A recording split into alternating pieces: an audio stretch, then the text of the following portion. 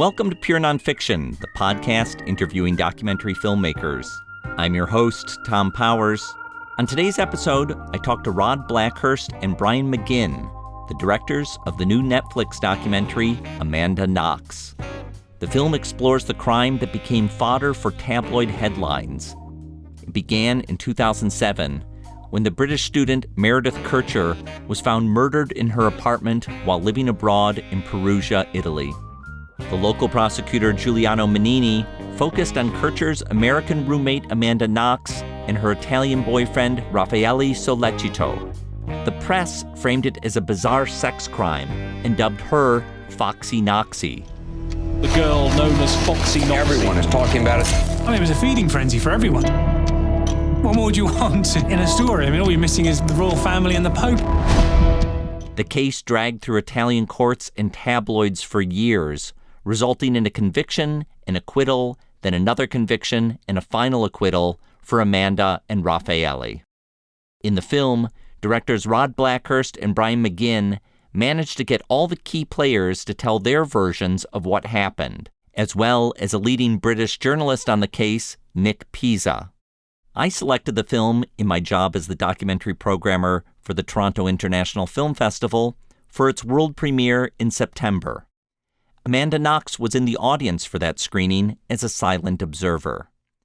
2 weeks after the premiere, I sat down with Rod and Brian at the School of Visual Arts, where I teach in the MFA Social Documentary program.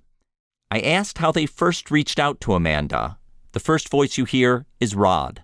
We first started working on this in the summer of 2011, and Amanda Knox and Raffaele were both still incarcerated in Italy.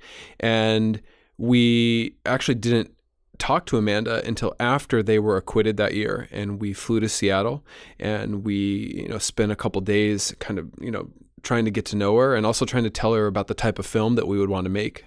But it wasn't until the end of 2013 that she called us and said that she was ready to talk. She wanted to, at the time, I guess, take the time to write a book. Yeah, she declined doing the movie. It's not sort of like there was no response. It was like she said, I'm not interested. And where were you guys in your careers that made you want to take on this project? I had just, I have kind of a documentary sob story. I had made This is the place for it. I had made, I had fully financed a feature documentary about this guy who had the most Guinness records of all time. And I'd spent about a year and a half traveling all over the world to all the documentary fundraising festivals and everything. And we'd finally finished financing it. And the same week that we finished financing it, the guy dropped out, the main subject. Yeah. And so I went from having a feature documentary fully funded to having nothing. And I made a short out of it. And then Rod and I met and we started working together in LA. And I think we kind of right away realized the power of having two people that you can bounce ideas off of when things go wrong. There's someone right there that you can collaborate with. And so, it was, in other words, it was kind of the kind of clear next project. Yeah. And we both had very diverse or maybe eclectic backgrounds as filmmakers, right? We'd worked in many different formats, different lengths, different types, different genres. I'd made like some documentaries about a band, some sort of more of a music documentary type thing, or some, a short documentary that also happened to be about musicians, but certainly wasn't because I was focused on musicians. But Brian and I also were making fiction shorts. We were kind of like just young filmmakers trying to, chart a path, right? And trying to find our way forward. And when something like this kind of presents itself, you say yes, right? You say yes and you open the door. And, when we started looking into this in 2011, I don't think we had any idea that it was going to end up here. Of course, you think that, and you hope that you can make a film out of a door being cracked open, but you don't know. Well, actually, Brian, it sounds like you learned nothing from your Guinness experience to now go after a figure like Amanda Knox, who was being pursued by all kinds of media and who seems very susceptible to pulling out of a project. Yeah, I would say this film, if anything, was a great chance to apply the lessons that I had learned from having a movie fall apart. In also kind of, you learn earlier in your career as a documentarian how to deal with subjects, right? How to deal with the people that are trusting you to tell their story. And so I think I applied a lot of the things that maybe I was kind of naive in the way I had approached my first project. I think we applied them here. So what was it like pursuing a subject who was simultaneously being pursued by all kinds of other media? Sure. I mean, here you guys are two independent filmmakers. At the same time, Amanda Knox has major networks trying to land her for big talk shows. I think, I don't know if we've ever talked about this at any length, but I think we just assumed that other people were trying to talk to her or that there were other filmmakers out there. And I don't even know if we ever considered it, or we never talked to anybody else or tried to, get a sense of like what was going on behind the scenes. But we did know, right, that the networks were like hoping for an exclusive, which they eventually got, and that was a long game that those networks all played themselves. At least we saw them in Italy starting to, to work to getting to that point. I don't know. I mean, it was just, I think it's kind of maybe the exact opposite approach that people would expect, which was, hey, like we're just going to be hands off and we're going to sit over here and wait. And we actually, of course, didn't think that she was ever going to call us and say she wanted to talk to us. We had kind of moved on to these other things in our own individual careers, and we had you kind of given up on this project? Yeah. I mean, we'd given up on the project, but we made it clear that if they all got a hold of us, we would be there. We had no idea how it was going to unfold. I mean, getting that call was a surprise. So tell me about that call. When did it take place and what was going on? Yeah, she called us in the fall of 2013. And, at the moment where was she in her she case at was that point? Facing what would become a reconviction by the court of Florence. And we think, amongst ourselves, that's maybe the reason why she called and said, I want to be heard. Like I want to make sure that, someone listens to me and listens to my story in case she was extradited or in case there was something drastic that happened to her. And she just said, I'd like to talk. Now people look at your film and it's a Netflix film, but at this point it's not. It's not like she's calling the Netflix directors. No, I mean, I remember actually at the beginning when everyone was talking about these exclusives, kind of feeling like, oh my God, well, we don't stand a chance in heck. Because, everyone was talking, and I think, people constantly talk about the money involved in these things. And it's like, first of all, no one in the movie got paid. There's no faster way to run into a kind of sticky situation than to get into that situation. And so because of that, when everyone in the media is saying, oh, who's going to pay multi-millions of dollars for a TV exclusive, we kind of went, oh, well, we don't have any. There's no chance because we're being financed by Meta Haida, our producer, out of the pockets of her production company plus pictures, which became Minus Pictures. Yeah, we used to joke that that the production company is going to have to be renamed after making it. And so, I mean, there was really no hope. Yeah, I mean, it's even been suggested too that like PR people kind of put these individuals in our film as if there was, a machine contacting Netflix saying, we want you to make a film about our client. And nothing could be further from the truth. Actually, we only talked to people directly. And some of that too is why it took so long to make it, right? It took a long time to get a hold of Giuliano Magnini and to gain his trust in the same way, we got a hold of Amanda. It's such a strange thing, to have people looking at it so differently than the process of how it actually came to be. And in fact, because we didn't have the advantages of having a major news network behind us or anything like that, we had to find kind of different ways to get in touch. So all the news networks were kind of pitching, I would imagine, the lawyers or the PR people or whatever, and we were kind of, around the side trying to figure out, well, how do we get directly in contact with these people? Do you have an idea why Amanda reached out to you as opposed to anyone else who had been pursuing her story? I think something that has always been interesting to me is that when Brian and I met her in Seattle, we were two people that were roughly her age, and we didn't know her prior to this event, right? So we only knew the version of Amanda that was across from us. I mean, the same would be said for Raffaele or Giuliano as well.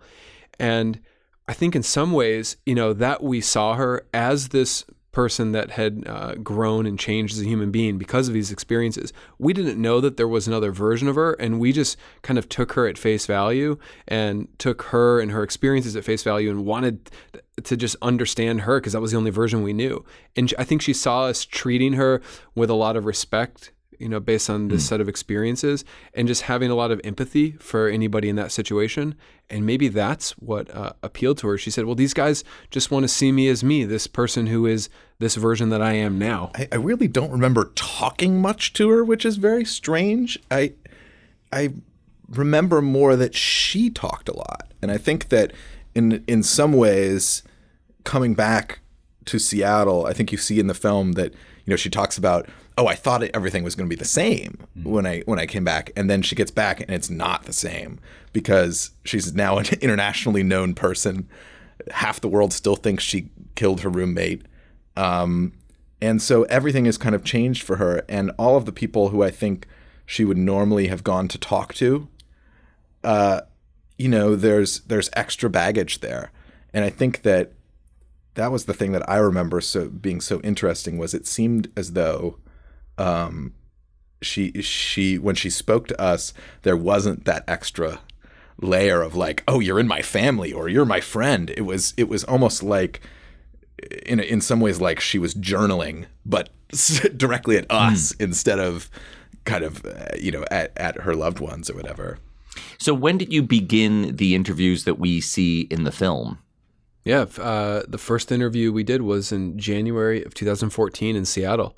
And we kind of just went up there hoping to record an interview. And at the time, I think we'd even talked about maybe making a New York Times op doc. I think it was like we didn't know where it was going to lead to. I think we just wanted to start and just wanted to try. And at that point, when you're recording your first interview with her, had her case finally been resolved yet, or was it still hanging over her? It was just before the 2014 Florence court came to their a new guilty verdict. So she had something on the line, right? She had and she knew that verdict was going to be coming up and out. Explain to me the interview process. How many times did you interview her? In the film, we see her, looks as if it could be one long interview, but I take it was probably done in different parts with her wearing the same clothes. Yes, which created its own, as indie filmmakers, created its own issues because it was done, over the course of 2 years. And I remember there's this Rod at one point had to go try to track down the shirt she'd used in the first interview because we just figured, we'll do this interview and that's all we're going to need. We'll go get these other people now. And then it turns out that, the case and the story changed so much that we needed all sorts of different perspective information, but she didn't have the shirt anymore. And I remember there was this frantic, this is like a good documentary The shirt is still story. in my house. There was a frantic search for, we believed that it was a Zara shirt. And I remember there was a frantic search, Googling to try to find this shirt so that we could match the look of the interviews. But I mean, basically, and this was the case with most of the people in the film, is that one interview, especially about something like this, that takes a little while to get into it and to kind of in some ways forget that you're being interviewed for a documentary and just kind of turn it into a conversation. It takes a little while, and so we realized very quickly that we needed to talk to people multiple times. Mm-hmm. But of course, that actually brings up the other issue that you talked about earlier: is like, how do you keep everyone invested in participating? And so that was its own, kind of working with everyone and making sure everyone felt heard and respected throughout the couple of years of doing these interviews was really important. I'm kind of having like hot flashes thinking about the process of us building that interview set time and time again as just two dudes. Yeah, that's the other traveling around this huge backdrop that was maybe something Herb Ritz had used. We'd rented this backdrop. It actually was Herb Ritz's backdrop. Herb Ritz's backdrop. And there we were unfolding it, building it. It was just the two of us. And again, a Netflix documentary, but no gaffer. I mean, we did No it. grips. We did it in Yeah. Seattle. We did it in New York. Actually, Alex Gibney suggested the space that he used in Going Clear, where Paul Haggis is interviewed. If you were to just take down our backdrop, that's where Paul Haggis was sitting. But we took it to Italy. Brian and I drove a rental truck around Italy with a grip and electric gear and a backdrop. And I think The that romance of documentary filmmaking remember is unparalleled. The diesel in the truck kept overflowing, and we would have to Yes. stop every 20 miles and siphon some of the diesel out as we were driving to Venice to interview Raffaelli with the backdrop. So I want to ask about Amanda's interview because she is so present for it. She has a real command of detail of everything that happened, and she has a striking line that you use near the beginning of the film. There are those who believe in my innocence,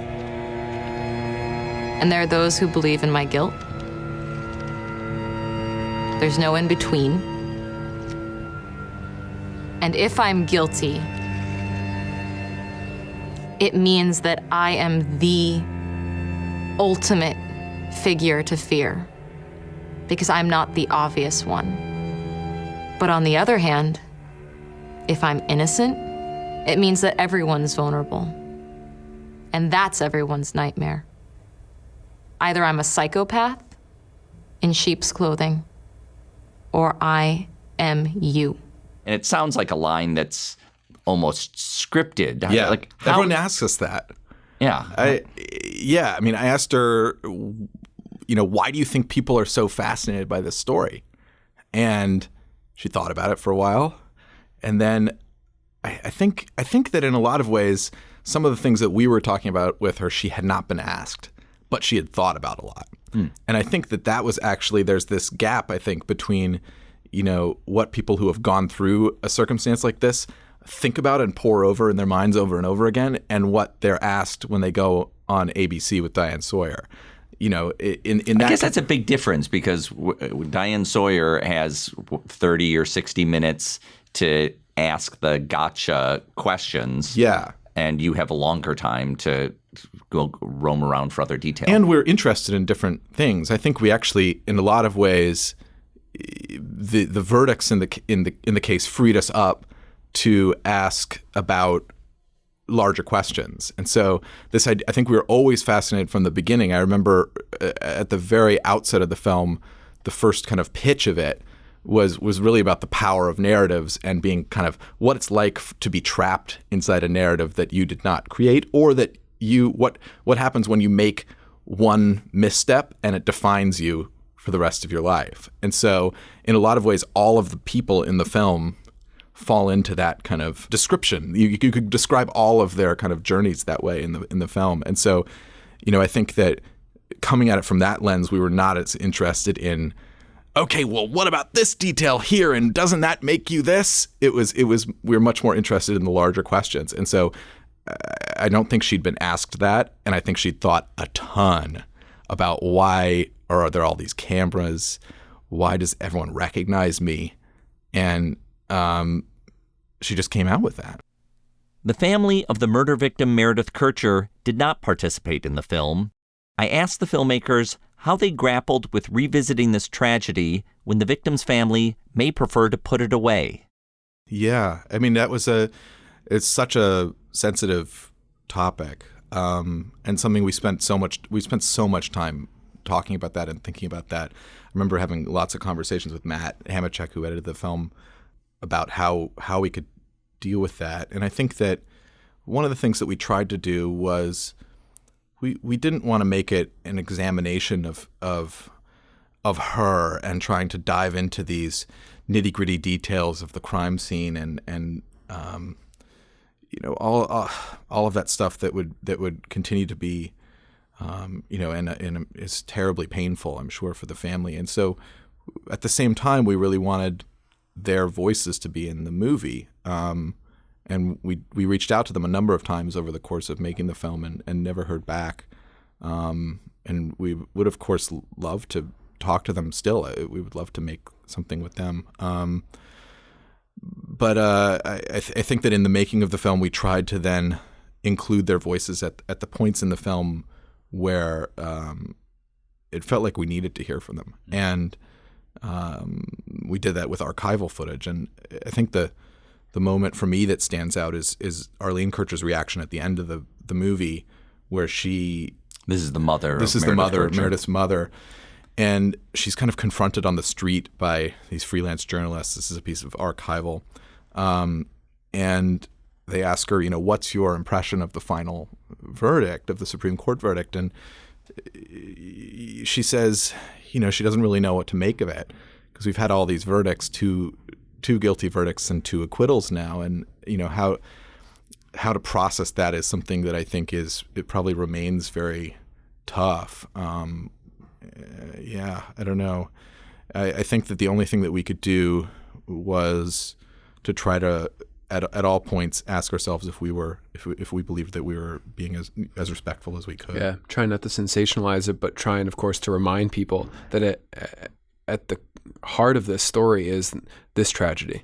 One of the big themes of this documentary is the way in which a tragedy is commodified by the media, and I wonder how you thought about your project and the risk of it being a perpetuation of another piece of commodifying this story. I mean, we thought a lot about it. I mean, especially I think since it became a Netflix project, and we're certainly extremely grateful to Netflix for the opportunity, and they've been nothing but supportive. But at the same time, that raises that question. It becomes now it becomes something that's on billboards and on TV ads, and and I think it's something that we're sold to a public. Think it's something that we're still grappling with, to be honest with you. And I think that I was just reading articles about an article actually that a few of the lawyers from Making a Murder had written a few days ago about the fact that they're really still trying to figure that out too. I think it's something that in a lot of these true crime stories, there are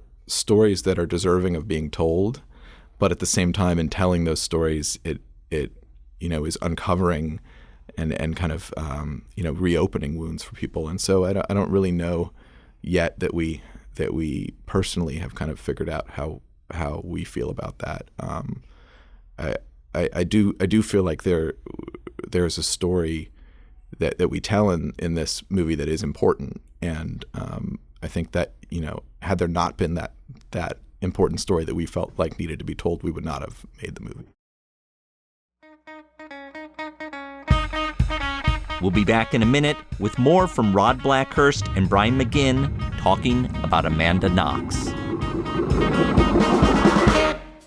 Remember to mark your calendars for Doc NYC, America's largest documentary festival, taking place November 10th to 17th in New York City. I serve as the artistic director. You can choose from over 200 feature and short documentaries covering true crime, music, sports, activism, and more. Last week, we announced the Doc NYC shortlist, where we pick 15 documentaries that we predict will be contenders in award season. They include many films that have been covered on recent episodes of Pure Nonfiction, including Camera Person, I Am Not Your Negro, and Amanda Knox. Most screenings are followed by a Q&A with the filmmakers or special guests. To learn more about getting a pass or tickets, go to docnyc.net.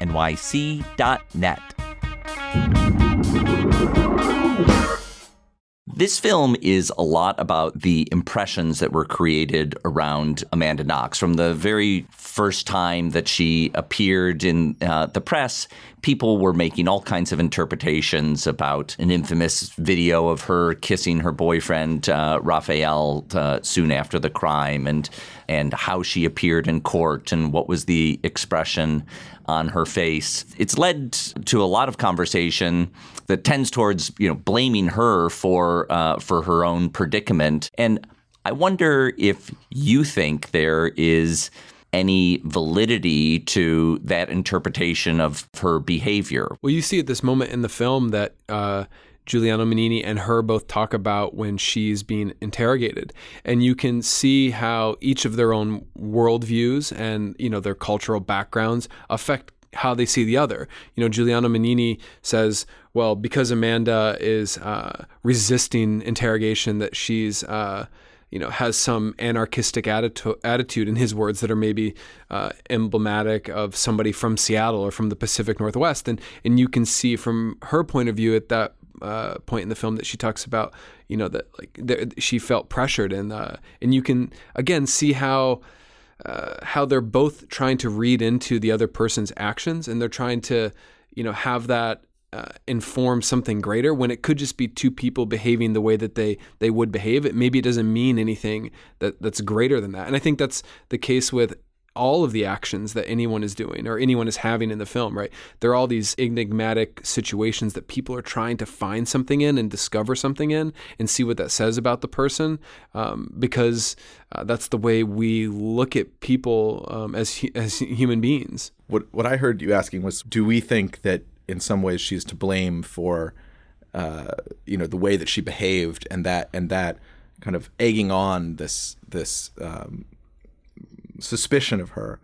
And I think the reaction to that is sort of like, well, I think that's who she was, and so I don't think that you can really blame someone for behaving in a way that is authentic to them in that moment. I think that she, looking back at that, probably wishes that she had done things differently in some points. But I think that hopefully what the film asks is sort of, how do we all interpret other people's behavior and come to conclusions about them because of it?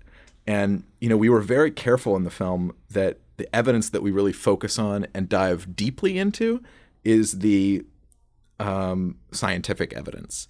And the stuff that it was more circumstantial, which was a huge part of the case, a huge part of the trial, all of the trials.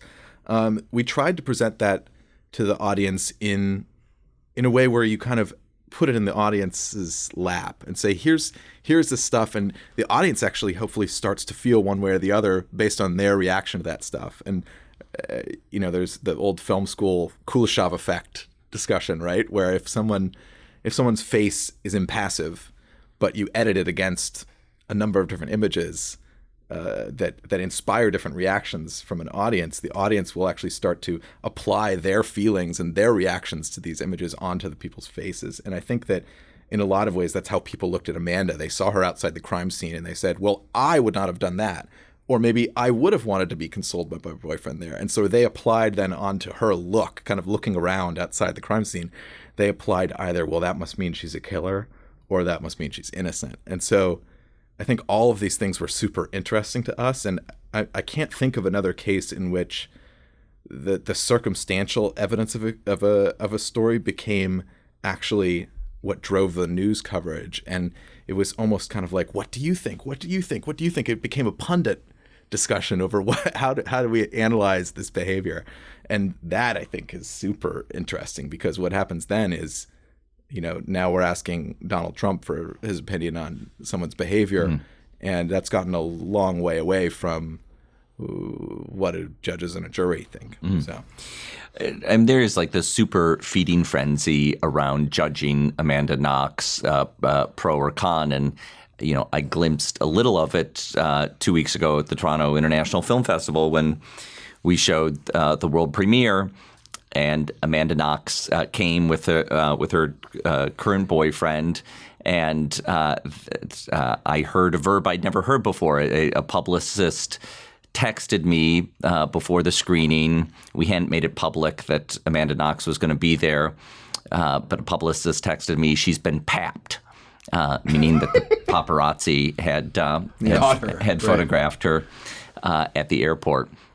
And you saw a lot of, this Twitter coverage of her being at the festival as just being a kind of free for all to, I don't know what, to cast judgment or just to have something clickable headline. Well, right, there are all these accidental celebrities, right? And her especially, because the story was made to be about her. So she's treated in these moments, it seems like, as a celebrity, right? Someone walking out of an airport, dressed in a certain way and having their photos taken as they walk into a car. It was happening while the trials were going on, right? After she and Raffaele were acquitted. And it seems like it will probably happen for the rest of their lives. But at one point in the film, Amanda talks about being recognized in a grocery store checkout aisle, and a woman reacts and says, "Whoa, like I know you."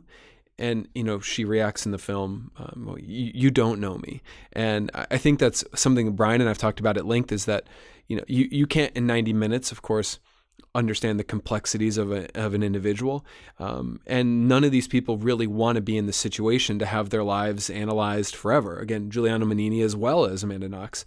And they're all kind of caught in the lens of the paparazzi, which at times takes the form of, the nightly news. Well, even in Toronto, she wasn't going on stage. She wasn't doing a press conference.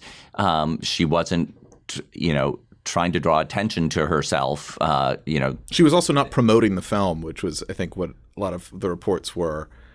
Right. It's a strange promotion of the film to not do any press. I mean, and because we made the same offer to all the other participants, that like they're welcome to come attend a screening, because it is all of their stories, right? It is not just Amanda Knox's story, although the story was made to be about Amanda Knox, which is of course why the film is presented the way that it is, because that was the narrative that came to be. So that is the point of entry for most people. And have you heard what it was like for her to sit and watch the film with an audience? Yeah, I think it was emotional for her. Just to backtrack for a second, I think the thing that I have a real problem with in the kind of discussion of this is that if someone is photographed or is public and is commented on and seen by people, and that's reported to other people, that somehow that person is seeking attention. And I think that's a real problematic step that we've taken in our society, that these people that might just want to tell their side of the story, they certainly have a right to do that. And that does not mean that they're trying to capitalize on something or trying to, seek spotlight or prepare themselves for a massive movie deal. I think that, or being asked to be commented on by what they wear to the airport. Yeah, I think that, regardless of how you feel about the case, and I think that, even that issue has become divisive, right? And supposedly if you share that belief, you could only be on one side of the case. And I just think that's a ludicrous suggestion that, that if you decide to not judge someone for how they behave, that you're somehow taking a side. And I think there's a lot to answer for in our celebrity society, in the way that we, on social media and all these other outlets, jump to conclusions about people. As Amanda says, people don't know her. We don't really even know her that well. And so I just think, waiting before we judge is a better way to behave.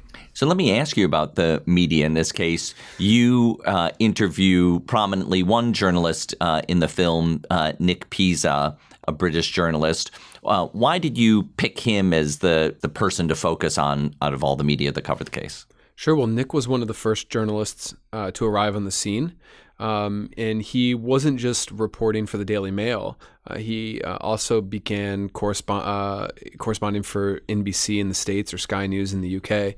And Nick was the type of freelance journalist that came to cover the story, right? They were sent to Perugia, and they were, being tasked with finding new headlines and new scoops every single day.